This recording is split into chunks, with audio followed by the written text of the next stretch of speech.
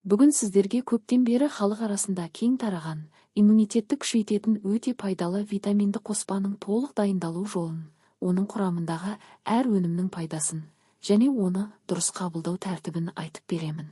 Бұл қоспа әсіресе суық маусымда, шаршаған кезде, әлсіздік байқалғанда, дәрумен жетіспегенде көп көмек береді. Ең бастысы, табиғи және күнделікті қолдануға ыңғайлы. Алдымен қажетті өнімдерді дайындап аламыз. Бізге стақан мейіз, 1 стақан жаңғақ, стақан бадам, қабығымен бірге алынған 2 лимон, стақан курага, стақан қара өрік және шамамен 150 грамм бал керек болады. Егер қаласаңыз, қарапайым бадамның орнына иммунитетті көтеретін самырсын, жаңғағын қосуға да болады. Барлық өнім жаңа, табиғи және таза болуы шарт. Енді дайындалу жолына көшейік. Мейіз, жаңғақ, бадам және лимон қабықтарын еттартқыштан өткіземіз. Лимонның қабығымен бірге қолданылуы оның дәруменін сақтап, қоспаның антиоксиданттық қасиетін арттырады.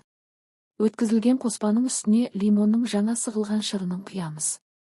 Лимон шырыны басқа өнімдермен араласып, қоспаның пайдалы әсерін күшейтіп, аздап қышқыл әрі жағымды дәмдіреді. Одан кейін курага мен қара өрікті де еттартқыштан өткізіп қоспаға қосамыз.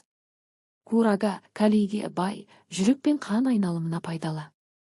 Ал қара өрік ас қорытуға жақсы әсер етеді, ағзада жиналған зиянды заттардың шығуына көмектеседі. Осы өнімдердің барлығы бірігіп, ағзаны табиғи түрде энергиямен қамтамасыз етеді, шаршауды басады, жалпы әлсіздікті азайтады. Ең соңында 150 грамм табиғи бал қосамыз. Бал бұл қоспаның негізгі табиғи консерванты. Ол дәмді ғана емес, бактерияларға қарсы әсері бар және қоспаны ұзақ сақтауға көмектеседі. Барлық өнімді жақсылап араластырамыз. Түсі қою, хош иісті, қою тәтті паста тәрізді масса шығады. Дайын қоспаны шыны банкке салып, қақпағын жауып, 1-2 күн қараңғы және салқын жерде тұндырып қоямыз. Бұл уақыт ішінде өнімдер бір-бірімен жақсы араласып, дәмі толық ашылады. Кейін тоңазытқышта сақтауға болады. Енді қолдану тәртібі жайлы айтайын. Ересектер бұл қоспаны күніне 3 рет 1-2 ас қасықтан қабылдай алады. Ал 3 жастан асқан балаларға күніне 2 рет 1 шай қасық жеткілікті. Бұл тағамдық қоспа, яғни тағаммен бірге, тамақтан кейін немесе арасында қабылдауға болады.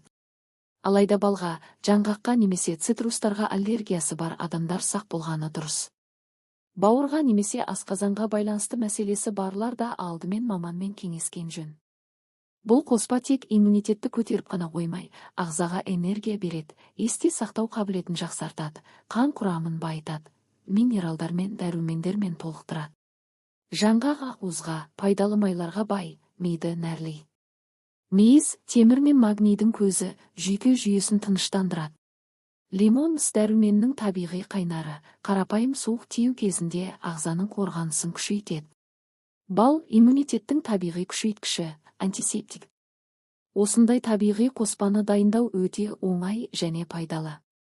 Күнделікті өмірде ағзаны күшейтудің ең тиімді, ең қолжетімді жолдарының бірі.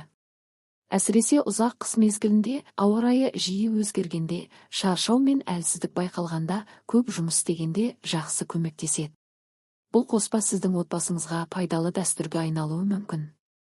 Егер сіз осындай табиғи рецепттерді ұнатсаңыз, алда тағы да түрлі дәруменді қоспалар, иммунитет көтеретін шайлар, энергия беретін пайдалы тағамдар туралы бөлісе аламын. Видео соңына дейін көргендеріңізге рахмет. Осындай пайдалы кеңестерді жіберіп алмау үшін жазылып, лүпіл қойып, пікір қалдыруды ұмытпаңыз. Денсаулығыңыз мықты болсын.